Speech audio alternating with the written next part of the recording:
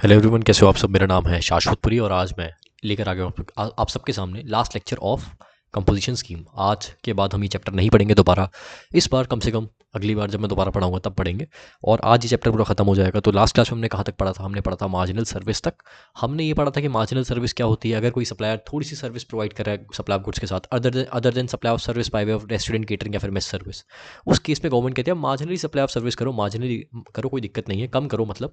ठीक है, that is limit क्या थी? 10% ऑफ टर्नओवर इन स्टेट या फिर यूनियन टेरिटरी या फिर 5 लाख, विच एवर इज क्या, whichever is higher not lower. ठीक है, ये हमने पढ़ा था मार्जिनल सर्विस में। ठीक है, इसके बाद मैं इससे पहले का रिवाइज नहीं करवा रहा, मैंने बार बार करवा दिया है और मुझे लग रहा है ज़रूरत नहीं है। और अब आज की हम क्लास चालू करेंगे। आज की क्लास में हम सेक्शन 10(2) कैपिटल ए पढ़ेंगे और हम eligibility of composition scheme in case of supply of service पढ़ेंगे। हमने सप्लाई ऑफ गुड्स के केस में पढ़ा है और सेक्शन 10(1) में क्या था कि तो गुड्स था, जहाँ मैन्युफैक्चरर और ट्रेडर का केस था, और एक बीच में एक चीज़ डाल दी थी, रेस्टोरेंट केटरिंग या फिर मेस सर्विस। लेकिन वो तो सिर्फ कुछ सर्विसेज ही थी ना, 3 सर्विस थी, रेस्टोरेंट केटरिंग मेस। मोटा मोटी एक ही सर्विस थी, रेस्टोरेंट केटरिंग मेस एक तरीके की सर्विस है। लेकिन बाकी सर्विसेज का क्या? सर आपने बोला ना मार्जिनल सप्लाई ऑफ सर्विस, यार वो तो अलग है, वो तो अलग है। गवर्नमेंट कह रही है अगर तुम सप्लाई ऑफ गुड्स कर रहे हो अंडर सेक्शन 10(1) या फिर रेस्टोरेंट केटरिंग सर्विस कर रहे हो, उसके साथ तुम मार्जिनली कोई और सर्विस कर रहे हो other than supply of restaurant catering या फिर मेस सर्विस, उस केस में गवर्नमेंट ने बोला है कि मार्जिनल सप्लाई ऑफ सर्विस करो। उसकी लिमिट गवर्नमेंट ने कितनी ही दी है, बहुत कम दी है यार, 5 लाख या फिर 10% ऑफ टर्नओवर इन स्टेट या फिर union territory whichever is higher. क्या बहुत ज़्यादा है ये परसेंटेज? बहुत ज़्यादा है क्या? ज़्यादा नहीं है, बहुत कम है ये। ठीक है, तो अब गवर्नमेंट उन लोगों के लिए बता रही है स्कीम, उन लोगों के लिए बता रही है जो मार्जिनल सर्विस की जो लिमिट है उससे भी ज़्यादा सर्विस कर रहे हैं, तो उनके लिए भी तो कुछ बेनिफिट होना चाहिए ना। तो हम उनकी बात करेंगे हम सेक्शन 10(2) कैपिटल ए में। ठीक है, समझ आ गया? चलो इसको और इन डिटेल डिस्कस करेंगे। हम ये कंसेप्ट चालू कर रहे हैं सेक्शन 10(2) ए। रुको, एक काम करता हूँ, ये ना थोड़ा सेम सा है, इसको मैं ज़रा यहाँ पे कॉपी पेस्ट कर रहा हूँ। रुको, हाँ सर सेम कैसे है अभी बता रहा हूँ ना, रुको। काम आसान होगा थोड़ा, रुको। अबे ये क्या हो रहा है, हे भगवान। अब ठीक है, हाँ अब ठीक है। चलो अब देखो, कंपोजिशन ले रही हमने पहले क्या बात की थी? सेक्शन 10(1) की। सेक्शन 10(1) की बात करी थी। अब हम बात किसकी कर रहे हैं? यहाँ मैं सेक्शन लिख रहा हूँ रेड से। हम बात कर, नहीं यार मैंने ना गलत कर दिया इसको, थोड़ा सा ना इसको नीचे करना। अबे एक सेकेंड,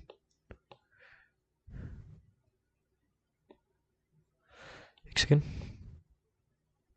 बेटा।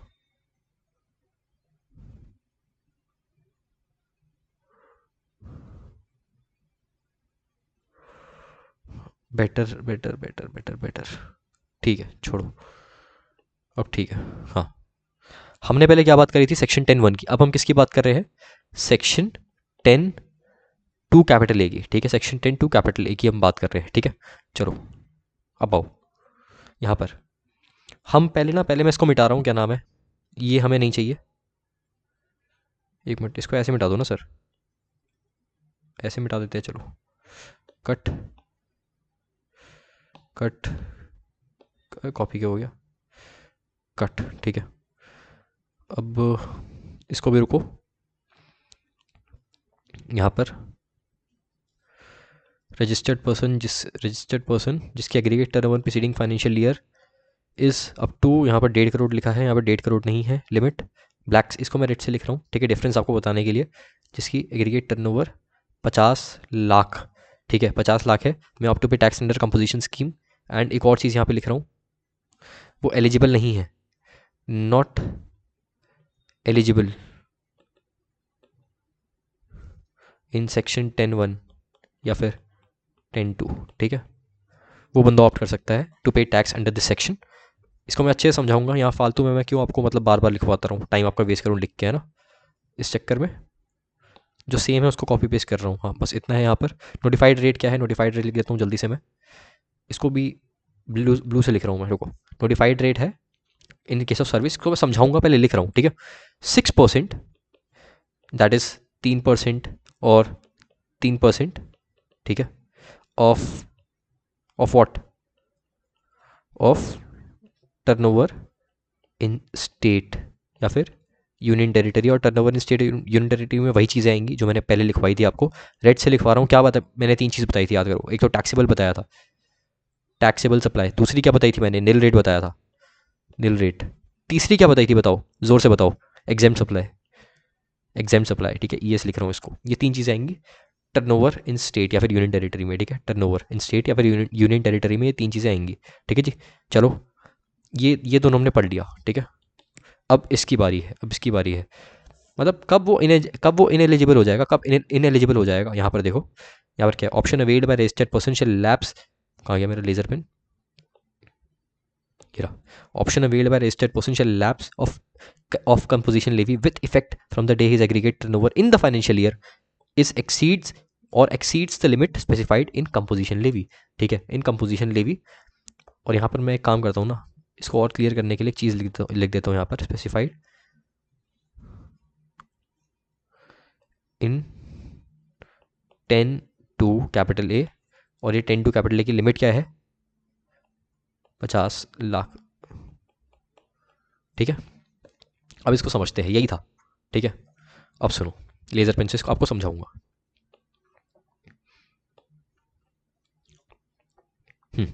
ध्यान से देखो, हमने सेक्शन 10(1) में क्या पढ़ा था, हमने सेक्शन 10(1) में क्या पढ़ा था, सबसे पहले एलिजिबिलिटी क्राइटेरिया क्या है कंपोजिशन लेवी की, हमने वहाँ पर किसकी बात करी थी, वहाँ पर हमने गुड्स की बात करी थी, सेक्शन 10(1) में गुड्स की बात करी थी, ठीक है।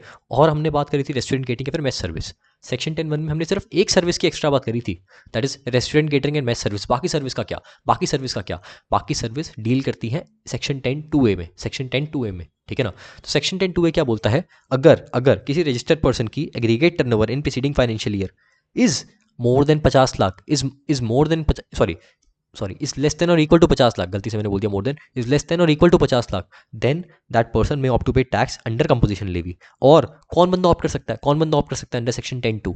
वो बंदा या वो बंदी, वो रजिस्टर्ड पर्सन, क्या बंदा बंदी लगा रहे हो सर हमारे है क्या इमोशनल डैमेज करता रहता हूँ मैं, रुको। हाँ, मैं opt to pay tax under section, क्या बोल रहा था मैं, रुको, मैं बोल रहा हूँ ऐसा, देखो ऐसा रजिस्टर्ड पर्सन जो कि एलिजिबल नहीं है to pay tax under section 10(1) और 10(2), ऐसा पर्सन जो कि एलिजिबल नहीं है to pay tax under section 10(1) और 10(2), गवर्नमेंट ने जो 1.5 करोड़ की लिमिट दी है ना, या फिर 75 लाख की limit under special category of state 3M एटसन, गवर्नमेंट ने जो स्पेशल कैटेगरी ऑफ स्टेट्स की और जो 1.5 करोड़ की लिमिट दी है ना, 1.5 करोड़ की लिमिट, गवर्नमेंट ने बोला है जो हमारी इस लिमिट में, जो मैंने तुम्हें पहले दी है सेक्शन 10(1) और सेक्शन 10(2) में, जो इस लिमिट में इनएलिजिबल है ना बंदा, जो इस लिमिट में इनएलिजिबल है, जो रजिस्टर्ड पर्सन इस लिमिट के लिए इनएलिजिबल है, वो रजिस्टर्ड पर्सन ऑप्ट कर सकता है टू, वो पर्सन ऑप्ट कर सकता है to pay tax under composition levy under section 10(2). मैंने क्या बोला, under section 10(2), not under section 10(1) या फिर 10(2), ठीक है। गवर्नमेंट कह रही है, दोबारा बोल रहा हूँ, अगर कोई रजिस्टर्ड पर्सन इनएलिजिबल है to pay tax under section 10(1) या फिर 10(2), क्यों इनएलिजिबल है, क्या पता वो सर्विस में डील कर रहा हो, क्या पता वो सर्विस में डील कर रहा हो अदर देन रेस्टोरेंट केटरिंग और मेस सर्विस, कोई और सर्विस में डील कर रहा हो जो कि मार्जिनल सर्विस के लिमिट से भी ज़्यादा हो, जो कि मार्जिनल सर्विस के लिमिट से भी ज़्यादा हो, जो कि हायर वाली लिमिट है उससे भी ज़्यादा हो, तो वो बंदा कंपोजिशन लेवी ऑप्ट तो कर सकता है, लेकिन उसको ऑप्ट करना पड़ेगा अंडर सेक्शन 10(2)(a) में, 10(2)(a) में, जिसकी लिमिट है 50 लाख तक की, जिसकी लिमिट है 50 लाख तक की। अब मैं आपको समझा रहा हूँ इसको, ठीक है, आपको ये बस बेस आपको थोड़ा बनाना ज़रूरी था। चलो देखो, क्या बोला मैंने, एलिजिबिलिटी क्राइटेरिया क्या है कंपोजिशन लेवी की, रजिस्टर्ड पर्सन जिसका aggregate turnover in preceding financial year is 50 lakh या फिर उससे कम, मे opt to pay tax under composition levy, ठीक है, मे opt to pay tax under composition levy, और वो बंदा टैक्स पे कर सकता है जो कि इन एलिजिबल है अंडर सेक्शन 10(1) और 10(2), ठीक है। और इसमें तीन चीज़ें मैंने बताई थी, तीन चीज़ें आती है, ठीक है। और नोटिफाइड रेट यहाँ पर क्या है, वहाँ पर नोटिफाइड रेट क्या थी, 1%, 5%, 1%, 1% मैन्युफैक्चरर 0.5, 0.5, 5% रेस्टोरेंट केटरिंग या फिर मेस सर्विस 2.5, 2.5, और 1% इन केस ऑफ ट्रेडर 1.5 और 0.5, ठीक है। चलो यहाँ पर क्या है, यहाँ पर फ्लैट रेट है 6% का, 3% CGST और 3% SGST या फिर UTGST, ठीक है।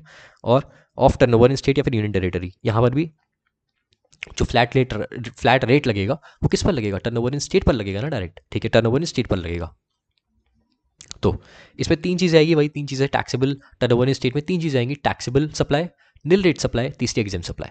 नोटिफाइड रेट में मुझे और कुछ समझाने की जरूरत नहीं है, इस पर मैं टाइम वेस्ट और नहीं करूंगा, ऊपर मैंने समझा दिया है आपको और ऊपर से ही चीज़ें लिंक हो रही है, ठीक है ना। चलो आगे, थ्रेशोल्ड लिमिट कब लैप्स हो जाएगी, थ्रेशोल्ड लिमिट कब लैप्स हो जाएगी, मतलब कब वो बंदा इन एलिजिबल हो जाएगा under section 10(2)(a) to pay tax under composition levy, कब रजिस्टर्ड पर्सन इन एलिजिबल हो जाएगा to pay tax under composition levy section 10(2) capital A, section 10(2) capital A, कब बंदा इन एलिजिबल हो जाएगा, तब जब रजिस्टर्ड पर्सन की एग्रीगेट टर्नओवर 50 लाख से ऊपर हो जाए, 50 लाख से ऊपर हो जाए तभी तो वो इनएलिजिबल हो जाएगा ना अंडर सेक्शन 10(2)(a।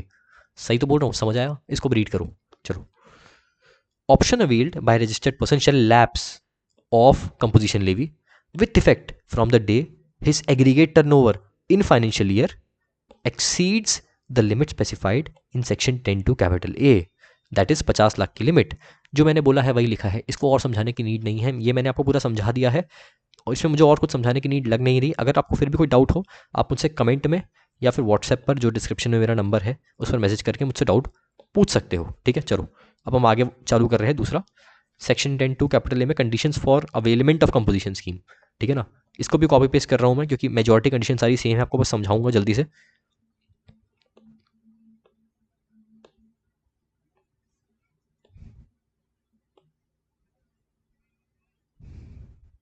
एक मिनट रुको, यहाँ से पूरा बेटर कॉपी,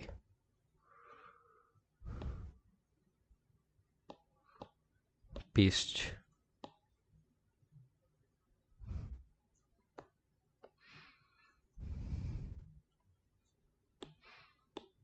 ठीक है। थोड़ा सा गलत हो गया,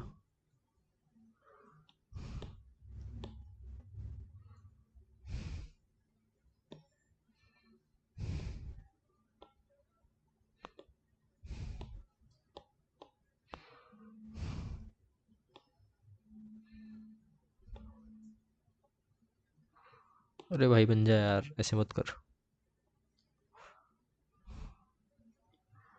अब रुको, अब तो बना के ही छोड़ूंगा।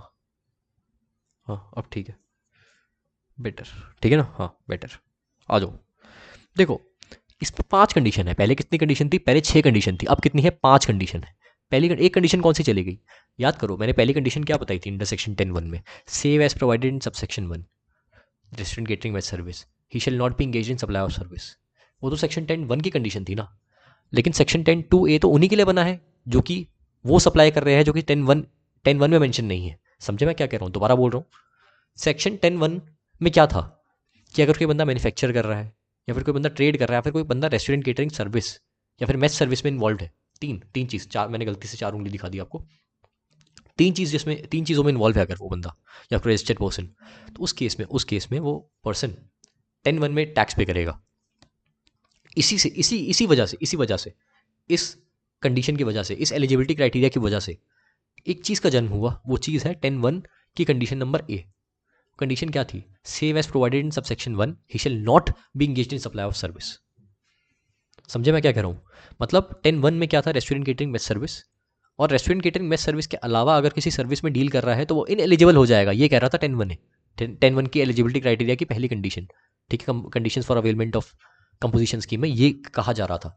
बट हम जब 10(2)(a) की बात कर रहे हैं, जब हम 10(2)(a) की बात कर रहे हैं तब तो हम उन सर्विसेज की बात कर रहे हैं ना, उन रजिस्टर्ड पर्सन की बात कर रहे हैं ना जो रजिस्टर्ड पर्सन 10(1) में एलिजिबल नहीं थे।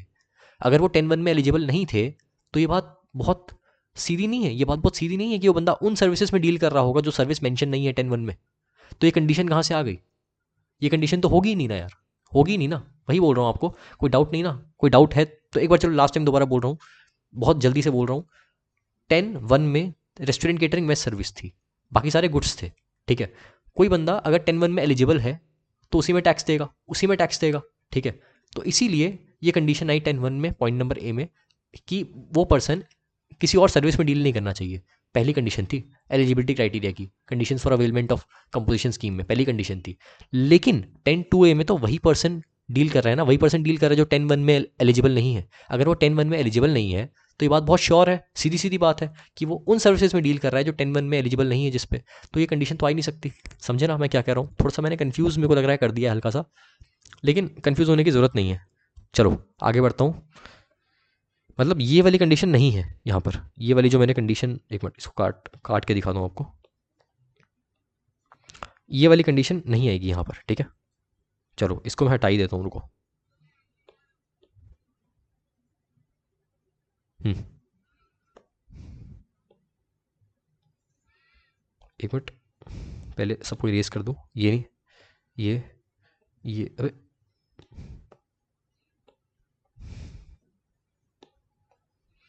ठीक है।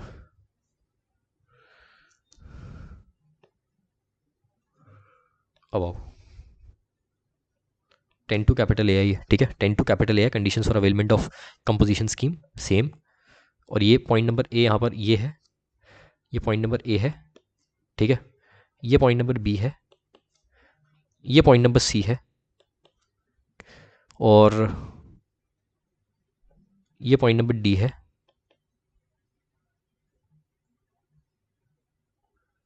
और ये पॉइंट नंबर ई है, ठीक है।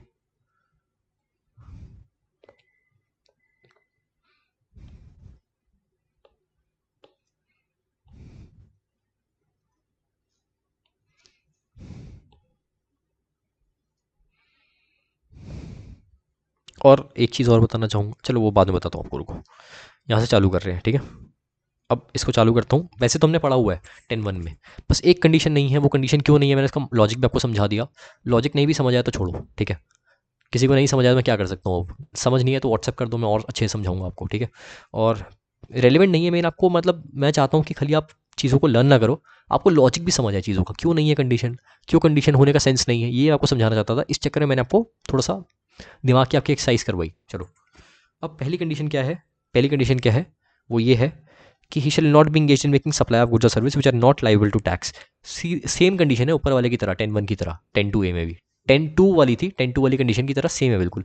कि मतलब वो registered person supply of service में तो डील कर रहा है, लेकिन वो एग्जाम सप्लाई ऑफ गुड्स या फिर सर्विस में डील नहीं करना चाहिए। एग्जाम्प्ट बोलो, sorry, I am so sorry. वो पर्सन ऐसे सप्लाई में डील नहीं करना चाहिए, वो पर्सन ऐसे सप्लाई में डील नहीं करना चाहिए जो कि नॉन टैक्सेबल सप्लाई है, जो कि नॉन टैक्सेबल सप्लाई है, which are not liable to GST और टैक्स, ठीक है।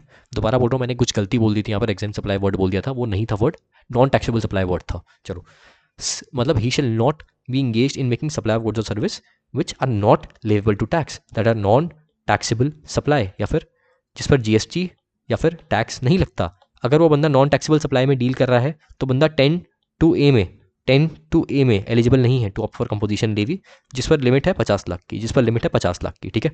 चलो, सेकंड कंडीशन पढ़ते हैं। पहली कंडीशन में मुझे और कुछ समझाने की नीड लग नहीं रही, इसलिए मैं आगे बढ़ रहा हूँ, ठीक है। ऊपर भी ये समझाया था मैंने, ऊपर भी यही समझाया था, तो मतलब नीड नहीं है।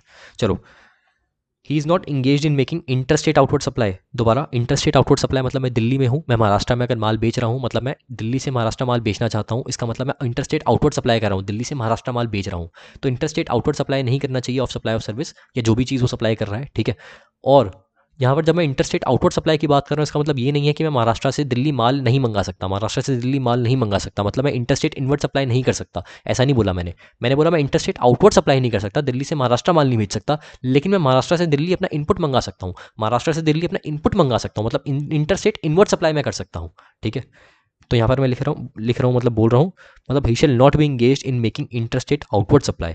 दिल्ली से महाराष्ट्र माल नहीं बेचना चाहिए, लेकिन महाराष्ट्र से अगर इनपुट चाहिए मुझे दिल्ली में, तो मैं इनपुट खरीद सकता हूँ, इनपुट, ठीक है। आउटपुट नहीं बेच सकता, अपना आउटपुट बाहर नहीं बेच सकता, लेकिन इनपुट मंगा सकता हूँ, इनपुट मंगा सकता हूँ, मतलब मैं इंटरस्टेट इनवर्ड सप्लाई कर सकता हूँ, ठीक है, लेकिन इंटरस्टेट आउटवर्ड सप्लाई मैं नहीं कर सकता। तो ये मैं बोलना चाह रहा हूँ, ये कंडीशन भी हो गई, ठीक है। अगर वो इंटरस्टेट आउटवर्ड सप्लाई कर रहा है, अगर वो इंटरस्टेट आउटवर्ड सप्लाई कर रहा है, तो 10-2 में, जिसमें 50 लाख की लिमिट है कंपोजिशन लेवी में, वो इनएलिजिबल हो जाएगा to opt for this registered person, ठीक है।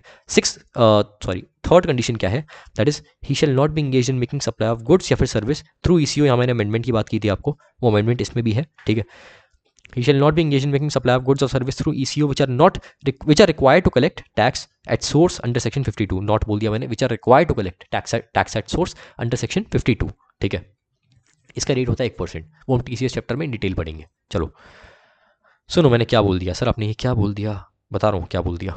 चलो, ये सेम मैंने वही बात बोली है जो मैंने ऊपर 10-2 में बोली थी, यहाँ पर 10-2 में भी सेम चीज़ बोल रहा हूँ, conditions for availment of composition scheme में, कि अगर मैं पर्सन हूँ कंपोजिशन लेवी में जो ऑप्ट कर रहा है अंडर सेक्शन 2A, तो मैं अपना आउटवर्ड सप्लाई ईसीओ के थ्रू नहीं कर सकता, अपना मैं सप्लाई ईसीओ के थ्रू नहीं कर सकता, ईसीओ के थ्रू नहीं कर सकता, जो कि जिस ईसीओ को टैक्स टीसीएस कलेक्ट करना है अंडर सेक्शन 52। मतलब क्या मैंने बोला, एग्जाम्पल के थ्रू समझाता हूँ। मैं कंपोजिशन डीलर हूँ, अंडर सेक्शन 10-2 है, मैं सप्लाई ऑफ सर्विस कर रहा हूँ other than supply of restaurant catering wage service. अगर मैं ईसीओ के थ्रू अपनी सर्विस सप्लाई कर रहा हूँ, उस केस में मैं एलिजिबल नहीं हूँ टू ऑप्ट कंपोजिशन स्कीम, क्योंकि मेरी ईसीओ को कलेक्ट करना है टीसीएस अंडर सेक्शन 52, ठीक है। टीसीएस क्या होता है, TCS क्या होता है हम बात करेंगे उसकी TCS चैप्टर में। आप ये समझ लो एक पोर्शन काटना होता है ECO को, ठीक है। गवर्नमेंट को डायरेक्टली जमा कराना होता है, गवर्नमेंट को डायरेक्टली जमा कराना होता है, ठीक है। हम पढ़ेंगे इसको इन डिटेल। 1% रेट होता है TCS का, ECO को काटना होता है, electronic commerce operator on net value of taxable supply. इस मतलब अच्छे से पढ़ेंगे, मैंने आपको बता दिया इन शॉर्ट। TCS क्या होता है, एक पोर्शन काटना होता है, एक पोर्शन काटना होता है। TDS भी होता है, TCS भी होता है, ठीक है। ECO को TCS काटना होता है। TDS के लिए एलिजिबल पर्सन बताया हुआ है गवर्नमेंट ने, तुम पढ़ेंगे। अब मैंने आपको मोटा मोटी ऊपर से बता दिया। चलो, TDS का रेट पता है कितना होता है? 2%। सर आप बता नहीं रहे हो, बोलो इन डिटेल बताएंगे फिर बीच में चालू हो जाते हो। ठीक है भाई, नहीं बता रहा, सॉरी, ओके। तो यहाँ पर देखो, जब हम 10(2)(a) की बात कर रहे हैं तब हम services other than restaurant catering या फिर मेस सर्विस की बात कर रहे हैं। RCM मतलब रिवर्स चार्ज मैकेनिज्म नहीं, रेस्टोरेंट केटरिंग मेस सर्विस की बात कर रहे हैं, ठीक है। मतलब 10(2)(a) में हम कहाँ गया, 10(2)(a) की जब हम बात कर रहे हैं तो हम सर्विस अदर देन RCM की बात कर रहे हैं, हम इनकी बात नहीं कर रहे, हम अदर सर्विस की बात कर रहे हैं, अदर सर्विस की बात कर रहे हैं, ठीक है। तो अगर मैं ये सर्विस ECO के थ्रू सप्लाई कर रहा हूँ, या फिर अमेजोन के थ्रू सप्लाई कर रहा हूँ फॉर एग्जांपल, मान लो अमेजोन सर्विस भी सप्लाई करती है, ठीक है। तो उस केस में अगर अमेजोन को TCS कलेक्ट करना है under section 52, then I am not eligible to pay tax under section 10(2)(a), और 50 लाख की लिमिट का बेनिफिट मैं नहीं अवेल कर सकता 6%, जिसमें मुझे फ्लैट रेट में टैक्स देना है, ठीक है। चलो, ये बताना चाह रहा था मैं। अमेंडमेंट है, ये अमेंडमेंट मुझे आपको देख के बतानी है बीकॉम में एप्लीकेबल है कि नहीं है। और मेरे को लगता है ना, अगर आपने गलती से लिख भी दिया इतना फर्क नहीं पड़ता बीकॉम में, सच बता रहा हूँ मैं। वो चेक भी नहीं करते, मेन ऊपर से देखेंगे आपने कीवर्ड्स लिखे हैं थोड़ी बहुत, हाँ मतलब ये नहीं बिल्कुल ही कुछ भी लिख दिया, ऐसा नहीं, ठीक है।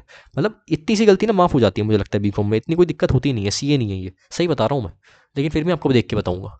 मैं अपने एग्जाम्पल से बता रहा हूँ ना, मैंने खुद पेपर दिए हैं बीकॉम के, क्या होता है क्या नहीं होता सब पता है मुझे। चलो, रामजस से हूँ फिर भी सोचो। ही is not manufacturer of goods. देखो, मैं एक बात बोलना चाहूँगा बीच में काट के, मैंने जैसे आपको ये बात बोली कि बीकॉम में पेपर सही से चेक नहीं होते। मेरा पर्सनल एक्सपीरियंस ऐसा रहा है कि पेपर सही से चेक नहीं होते, मुझे ऐसा लगता है, ठीक है। क्योंकि वो बंदे भी पास हो जाते हैं जो बंदे एक दिन पढ़ते हैं, 1 घंटे पढ़ते हैं, वो बंदे भी पास हो जाते हैं, ठीक है। थ्योरी सब्जेक्ट्स में, प्रैक्टिकल की बात नहीं कर रहा, प्रैक्टिकल में अलग गेम चलती है, वहाँ सही से पेपर चेक होते हैं। GST मिक्स है, ठीक है। लेकिन मैं ये बोल रहा हूँ, देखो आप 2 तरीके के लोग हो सकते हैं, एक A%, एक B%, ठीक है। ये जो A% है ना, कह रहा है ठीक है सही से पेपर अगर चेक नहीं भी होते कोई दिक्कत नहीं है, मेरे को नॉलेज सही से चाहिए, और यही बंदे ना प्लेसमेंट उठाएंगे, यही बंदे प्लेसमेंट उठाएंगे बीकॉम से। और ये बंदा कह रहा है B, कोई बात नहीं पेपर अच्छे चेक नहीं हो रहे ना, कोई बात नहीं, मैं एंजॉय करता हूँ, 1 घंटा पढ़ूंगा, 1 दिन पढ़ूंगा, पास हो जाऊंगा, बिल्कुल ये भी बंदा पास हो जाएगा, 110% ये पास हो जाएगा। 1-2 में बैक आएगी, वो भी क्लियर हो जाएगी, अगली बार वो भी क्लियर हो जाएगी, ठीक है। और दोनों eight the and same position पे होंगे, दोनों के पास डिग्री होगी बीकॉम की, किसी भी कॉलेज से, मान लो रामजस कॉलेज के ये 2 बच्चे हैं, दोनों के पास डिग्री होगी। लेकिन फ़र्क पता है क्या होगा इन दोनों में, A और B में, कि A आगे जाके एम्प्लॉयबल होगा और B आगे जाके नॉन एम्प्लॉयबल होगा। अगर आपको जॉब करनी है तो उसके पर्सपेक्टिव से बता रहा हूँ, अगर बिजनेस करना है तब भी बता रहा हूँ, इसको नॉलेज नहीं होगी, क्या पता कुछ कर ले, कोई बड़ी बात नहीं है, कुछ कर ले, शायद ये कुछ कर ले, लेकिन ये पक्का कुछ कर लेगा। डिफरेंस ये है, ठीक है, डिफरेंस ये है, बस ये आपको बताना चाह रहा हूँ मैं। ये मत सोचना पेपर अच्छे से चेक नहीं होते, कुछ भी कर देते हैं, ऐसा नहीं होता भाई, ठीक है। तमीज़ से पेपर करने हैं और तमीज़ से आपको नॉलेज लेनी है, अपने दिमाग में डालनी है, क्योंकि आगे लॉन्ग टर्म में आपको काम आएगी। सही बता रहा हूँ आपको, लॉन्ग टर्म में काम आएगी। क्यों मैं आपको इन डिटेल आपका दिमाग की एक्सरसाइज करवाता रहता हूँ, क्यों करवा रहा हूँ, ठीक है ना। तो प्लीज़ तमीज़ से पढ़ना, ये मत सोचना 1 दिन में पास हो जाते हो, 1 दिन में पास हो जाओगे, बिल्कुल मत देखो लेक्चर, कोई बात नहीं, लेकिन लाइफ का क्या करोगे भाई, ठीक है। चलो आगे, he is not a manufacturer. 4th condition, he is not a manufacturer of the goods which are notified. हमने कुछ नोटिफाइड गुड्स की बात करी थी, अगर ये इन नोटिफाइड गुड्स का अगर वो मैन्युफैक्चरर है, ट्रेडर नहीं, मैन्युफैक्चरर है, ट्रेडर नहीं बोल रहा, मैन्युफैक्चरर है, तो उस केस में he is not eligible to pay tax under section 10(2)(a), और 50 लाख की लिमिट अवेल नहीं कर सकता वो। नोटिफाइड गुड्स क्या है, ये नहीं है, ये मैंने जान के आपको लिखवाया था काटने के लिए। सिर्फ इतने से नोटिफाइड गुड्स हैं यहाँ पर 10(2)(a) में, 10(2)(a) में वो सारे थे, लेकिन इसमें इतने से ही है। ये क्या है, ice cream, other edible ice, pan masala, altered water, tobacco manufactured substitutes, ठीक है। अगर इन गुड्स को मैन्युफैक्चर कर रहा है कंपोजिशन डीलर, तो वो इनएलिजिबल हो जाएगा to pay tax under section 2(A), section 2(A), 10(2)(A), ठीक है। और 50 लाख की लिमिट अवेल नहीं कर सकता, जिसमें वो 6% फ्लैट रेट पे टैक्स दे सके, ठीक है ना। अब लास्ट कंडीशन क्या है, शेल नाइदर भी सीटीपी एनआरटीपी हम पढ़ेंगे रजिस्ट्रेशन चैप्टर में इन डिटेल, लेकिन आप अभी मोटा मोटी समझ लो वो लोग जो टेम्पररी बेसिस के लिए रजिस्टर होते हैं, वो लोग जो टेम्पररी बेसिस पे रजिस्टर होते हैं। मैंने इसको और समझाने की मुझे नीड नहीं लग रही, मैंने लास्ट लेक्चर में ही आपको बहुत तमीज़ से इसको समझाया है, ठीक है, मैंने समझाया था आपको। तो ये कुछ कंडीशन है for availment of composition scheme under section 10 capital A, section 10(2) capital ए, ठीक है। तो चलो सर बहुत अच्छी राइटिंग है आपकी, हाँ मेरी जैसी राइटिंग और मेरी जैसी ड्राइंग कोई नहीं बना सकता, मैं तो बोल ही रहा हूँ आपको। चलो आगे बढ़ते हैं। हाँ ये हो गया, अब क्या पढ़ना है, अब ऊपर से एक और चीज़ कॉपी पेस्ट करनी है। सर सब कुछ सेम से मैं बोल तो रहा हूँ, जीएसटी ईजी यार, तुम समझ नहीं रहे मेरी बात, इतने दिन से बोले जा रहा हूँ तुम्हें। चीज़ें ना इंटरलिंक होती है, मैं आपको क्यों कह रहा हूँ तमीज़ से पढ़ो, एक दिन वाला भी और एक महीने वाला भी पास होता है, या 2 महीने वाला भी पास होता है, दोनों पास होंगे। फ़र्क इतना होगा कौन कितने अच्छे से चीज़ों को समझ रहा है।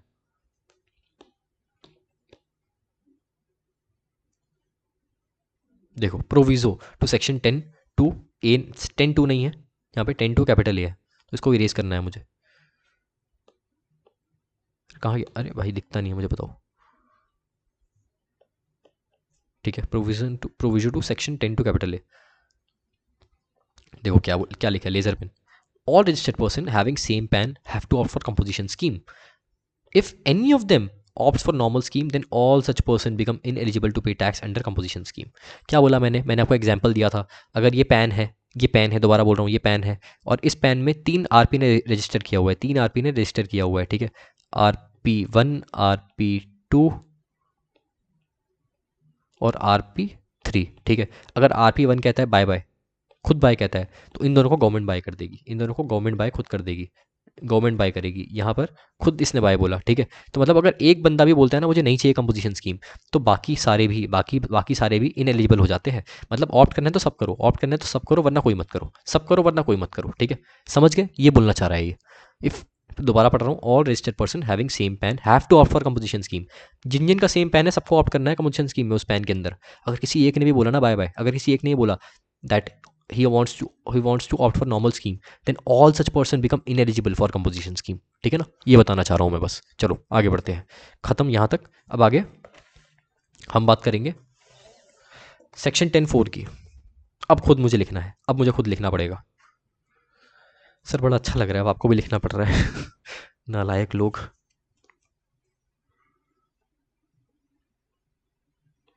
मेरे को बड़ा अजीब लगा अभी नालायक बोलते हुए ना, मैं टीचर वाली फील आ रही है पूरी यार। टीचर ने मुझे दोस्त बनना है, देखो सच बताऊँ, टीचर बन के मुझसे नहीं पढ़ाया जाएगा, मुझे दोस्त बन के पढ़ाना है, बेटर लगता है थोड़ा, क्योंकि मैं खुद नालायक हूँ, मुझे पता है ना, आई एम वेरी लेजी, और मैं साथ में काफ़ी हरकतें भी करता हूँ उल्टी सीधी, बट वही सारी पोल अभी नहीं खोलूँगा यार अपने बारे में। हाँ सुनो, अब यहाँ पहले लिख रहा हूँ फिर आपको बताऊँगा। चलो, टैक्सेबल पर्सन, टैक्सेबल पर्सन जो कि taxable person under section 10(1) and 10(2) capital A,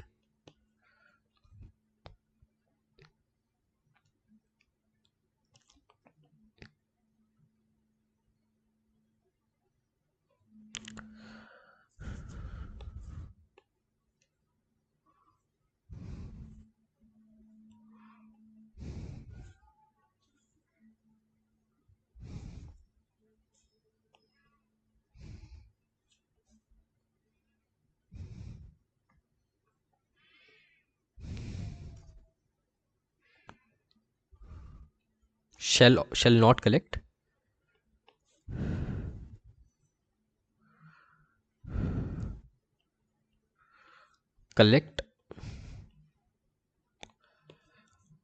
tax from R, मतलब रिसिपिएंट, ठीक है। और दूसरा, नॉर इंटाइटल्ड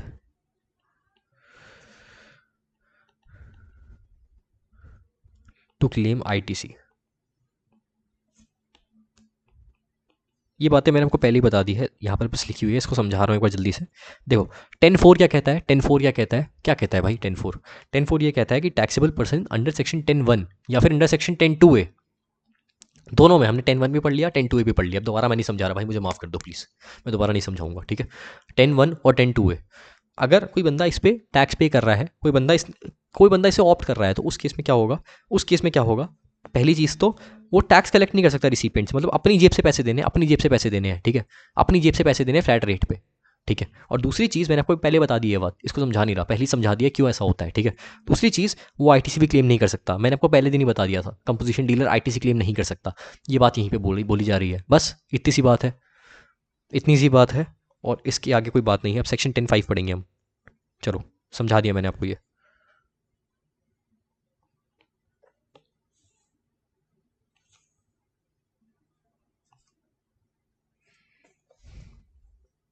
खत्म होने वाला है चैप्टर बस। 10(5)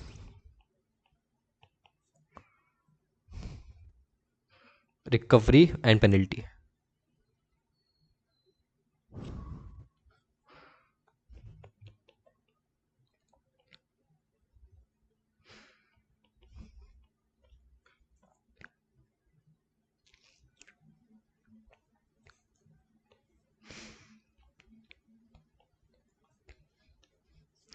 प्रॉपर ऑफिसर, पहले लिख रहा हूं, ऑफिसर, प्रॉपर ऑफिसर के पास अगर रीजन है टू बिलीव दैट टीपी यानी कि टैक्सेबल पर्सन ने पे किया है tax, paid tax under section 10(1), या फिर ले लो तुम अपना 10(2)(a) जो हमने पढ़ा अभी, despite of not being eligible. भाई एलिजिबल नहीं था फिर भी टैक्स दे रहा है, बताओ। शैल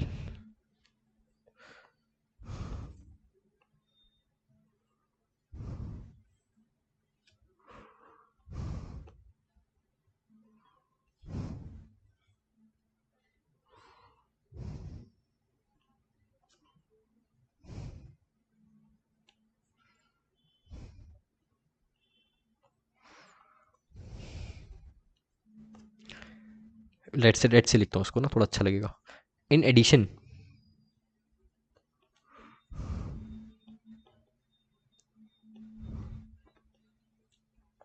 to tax payable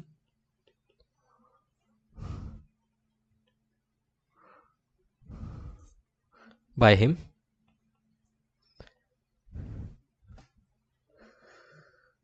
liable to penalty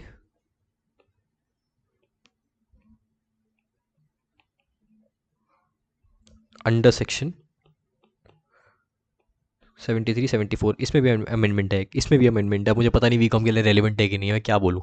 ये दो सेक्शन हट चुके हैं, अब इसकी जगह आ गया सेक्शन 74(a), कैपिटल ए, ठीक है।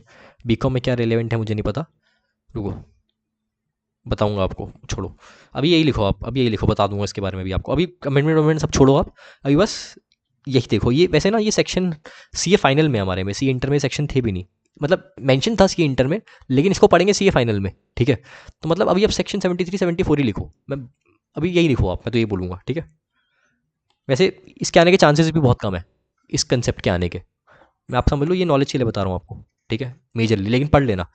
अगर प्रॉपर ऑफिसर, मान लो जीएसटी ऑफिसर को ऐसा लग रहा है कि टैक्सेबल पर्सन ने जो टैक्स पे किया है ना सेक्शन 10(1) 10(2) में, उसने टैक्स पे कर तो दिया इनमें, लेकिन भाई वो एलिजिबल ही नहीं था, वो एलिजिबल ही नहीं था कंपोजिशन स्कीम ऑप्ट करने के लिए, वो एलिजिबल नहीं था, शाश्वत एलिजिबल ही नहीं था भाई टैक्स पे करने में, कंपोजिशन स्कीम में शाश्वत एलिजिबल नहीं था। लेकिन शाश्वत ने फिर भी फ्लैट रेट का बेनिफिट ले लिया, शाश्वत ने फिर भी टैक्स पे कर दिया under composition levy, under composition scheme. तो शाश्वत को छोड़ दिया जाएगा? बताओ क्या किया जाएगा? शाश्वत पर पेनल्टी लगाई जाएगी, वेल तो पेनल्टी लगाई जाएगी अंडर सेक्शन 73 74, और साथ में जो टैक्स बनता है ना नॉर्मल स्कीम में, जो टैक्स बनता है नॉर्मल स्कीम में, वो भी ले लिया जाएगा शाश्वत से, जो टैक्स बनता है वो तो लिया ही जाएगा, साथ में पेनल्टी भी लगाई जाएगी, साथ में पेनल्टी भी लगाई जाएगी अंडर सेक्शन 73 74, ठीक है। जो कि अब जो बजट आया है उसमें 74(a) आ गया एक, ठीक है। बट अब 73 74 लिखो अभी, ठीक है। मैं अगली बार से 74 लिखूंगा, बुक एक बार चेक कर लूंगा अगली बार की, अगर उसमें हो तो। चलो, अब दोबारा एक बार बोल रहा हूँ, proper officer, if proper officer has reason to believe that taxable person had paid tax under section 10(1) या फिर 10(2)A में despite of not being eligible, मतलब एलिजिबल नहीं था फिर भी टैक्स पे कर दिया कंपोजिशन स्कीम में। नॉर्मल स्कीम में उसको टैक्स पे करना था नॉर्मल स्कीम में, लेकिन पे कर रहा है कंपोजिशन स्कीम में, चालाक बन रहा है वो बंदा, चालाक बन रहा है, ठीक है, गवर्नमेंट के सामने चालाक बन रहा है, ठीक है। उस केस में क्या होगा, गवर्नमेंट जितना टैक्स बनता है नॉर्मल स्कीम में, वो तो कलेक्ट करेगी ही करेगी, साथ में पेनल्टी अलग से और लगाएगी, वो अलग है, ठीक है। तो ये बताना चाह रहा था मैं, अब ये खत्म, और समझाने की नीड नहीं है, समझने की नीड नहीं है। डाउट हो तो कमेंट सेक्शन या फिर WhatsApp, which ever is preferable by you, ठीक है। चलो आ जाओ, लास्ट चीज़ हम पढ़ रहे हैं इस चैप्टर की, कॉन्ग्रेचुलेशन, उसके बाद ये चैप्टर पूरा खत्म। वीडियो मेरी बंद हो सकती है, जाना मत, बस 5 मिनट मुझे लगता है मैं और लूँगा, ठीक है। चलो लास्ट चीज़, एक्सप्लेनेशन, कॉन्ग्रेचुलेशन लास्ट चीज़ है, चलो एक्सप्लेनेशन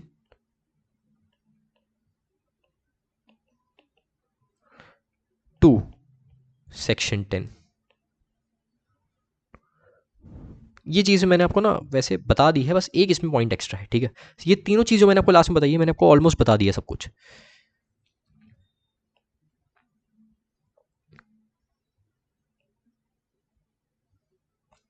सुनो, for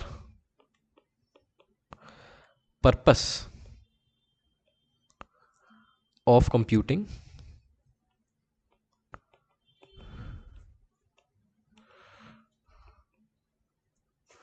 aggregate turnover, that is a aggregate turnover, and determining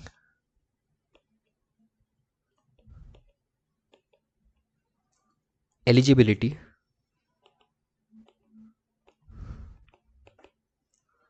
to pay tax under section 10, expression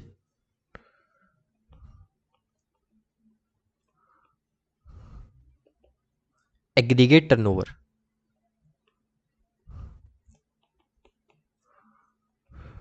में क्या आता है इसमें भाई, एक्सप्रेशन एग्रीगेट टर्नओवर में क्या क्या चीज़ें आती है, दो चीज़ आती है।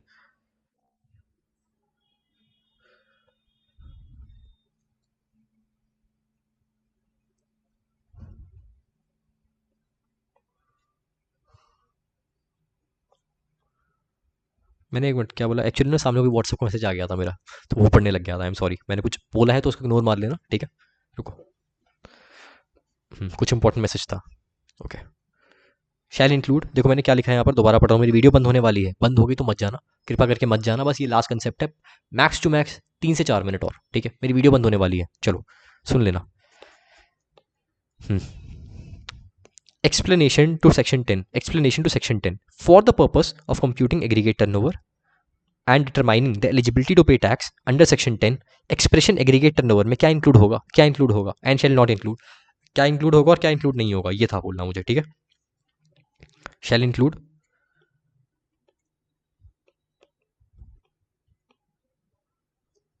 और shall not include, हो गई मेरी वीडियो बंद। क्या इंक्लूड होगा और क्या नहीं इंक्लूड होगा, ठीक है, सुन लेना, वीडियो बंद हो गई है but still.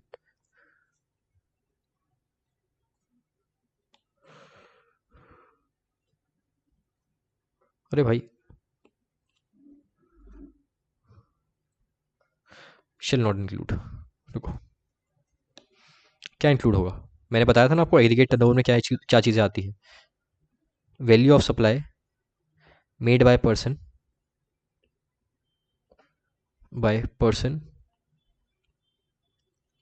from 1st April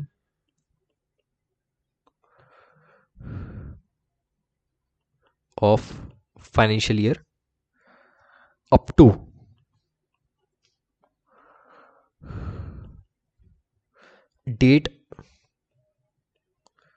the date he becomes liable for registration,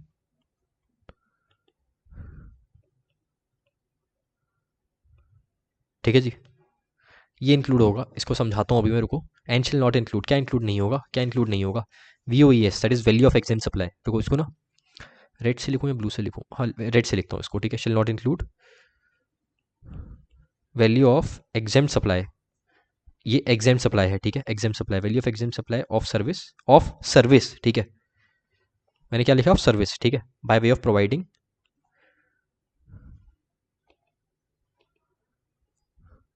और प्रोवाइडेड लिखता हूँ, रुको, provided by way of extending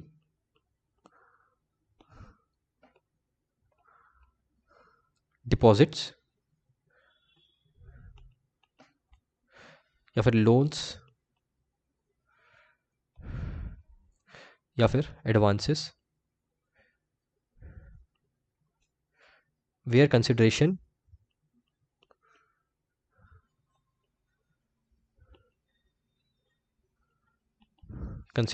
is interest या फिर डिस्काउंट।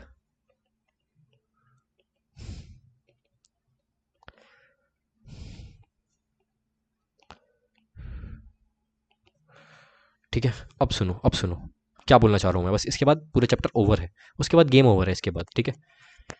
तो for the purpose of computing aggregate turnover and determining the eligibility to pay tax under section 10, expression aggregate turnover shall include value of supply made by a person from 1st April of financial year up to date he becomes liable to register, ठीक है। मतलब देखो, aggregate turnover पे वैसे क्या आएगा, वो सारी वैल्यू ऑफ सप्लाई, वो सारी वैल्यू ऑफ सप्लाई जो कि उसने करी है, मान लो यहाँ पर फाइनेंशियल ईयर चालू हो रहा है,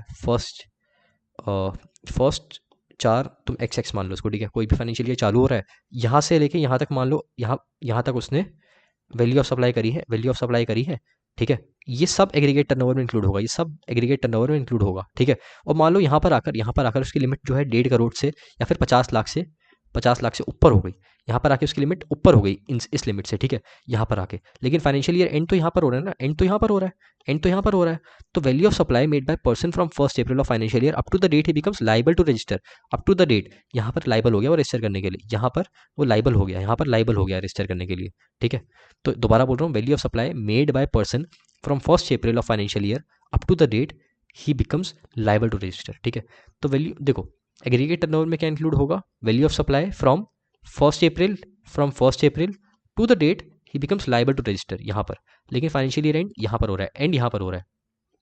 ऐसा भी हो सकता था कि यहाँ पर फाइनेंशियल ईयर चालू हो रहा है और यहाँ तक भी उसके एग्रीगेट टर्नओवर 1.5 करोड़ या फिर 50 लाख से कम ही है, तो यहाँ तक उसके एग्रीगेट टर्नओवर में इंक्लूड होगी वैल्यू ऑफ सप्लाई, ठीक है। समझ गया मैं क्या कह रहा हूँ, डाउट हो तो मुझसे पूछ लेना।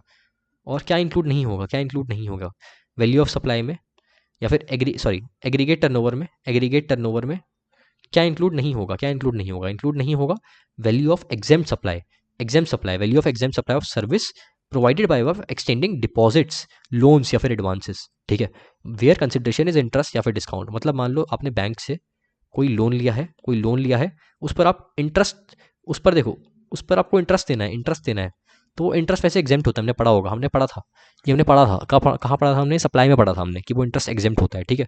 तो अगर आप कोई वैल्यू ऑफ एग्जेम्प्ट सप्लाई आप कर रहे हो, provided by way of extending deposits, loans या फिर एडवांसेस, अगर आप कोई वैल्यू ऑफ एग्जेम्प्ट सप्लाई कर रहे हो जिसमें आपको इंटरेस्ट या फिर डिस्काउंट मिल रहा है, तो वो वैल्यू ऑफ एग्जेम्प्ट सप्लाई आपकी वैल्यू ऑफ सप्लाई में आपके एग्रीगेट टर्नओवर में इंक्लूड नहीं होगा, ठीक है। इंक्लूड सिर्फ ये चीज़ें होंगी, सिर्फ value of supply from 1st April up to the date he becomes liable to register, वो at the end of financial year भी हो सकता है और बिटवीन द फाइनेंशियल ईयर भी हो सकता है, अगर वो लिमिट क्रॉस हो जाए, अगर वो लिमिट 1.5 करोड़ की या फिर 50 लाख की क्रॉस हो जाए तो उस केस में, समझे। और कुछ समझाने की नीड नहीं लग रही मुझे, चैप्टर एंड हो चुका है, कोई डाउट हो तो आप मुझसे पूछ सकते हो कमेंट में या फिर व्हाट्सएप पर। अब नेक्स्ट क्लास में हम कौन सा चैप्टर चालू करेंगे सर, वो आपको डाउट होगा, तो देखो नेक्स्ट क्लास में हम चालू करेंगे टाइम ऑफ सप्लाई, उसके बाद हम चालू करेंगे वैल्यू ऑफ सप्लाई। ये दोनों मिला के मुझे लगता है 3 लेक्चर लेने चाहिए, दोनों मिला के मैक्स टू मैक्स 4 लेक्चर, दोनों मिला के कह रहा हूँ, ठीक है, दोनों मिला के 3 से 4 लेक्चर लेने चाहिए। और इसके बाद हम चालू करेंगे प्लेस ऑफ सप्लाई, वो मुझे लगता है 2 से 3 लेक्चर, ठीक है।